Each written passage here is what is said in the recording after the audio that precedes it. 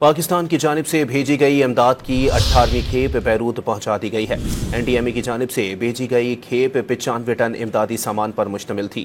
مزید جانتے ہیں ڈان نیوز کے نمائندے سید وسیم سے۔ جی وسیم، بتائیے گا۔ جی بالکل، پاکستان کی جانب سے بھیجی گئی 18ویں کھیپ بیروت لبنان میں کامیابی کے ساتھ پہنچ گئی ہے۔ انسانی امداد کے 18ویں کھیپ پاکستان سے چارٹرڈ پرواز کے ذریعے روانہ کی گئی تھی۔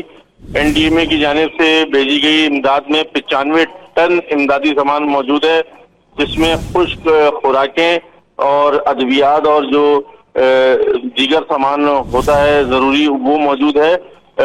فلسطین، غزہ اور لبنان کی جنگ سے متاثرہ لوگوں کو انسانی امداد فراہم کرنے کے لیے جو ترجمان NDMA ہے، ان کا یہ کہنا ہے کہ ان کا ادارہ جو ہے وہ حکومت پاکستان کے زیر انتظام چلنے والے ادارے میں جو ہے وہ پر امید ہے کہ یہ جو کھیپ امدادی سامان بھیجنے کا سلسلہ ہے وہ جاری رہے گا۔ جی بہت شکریہ وسیم۔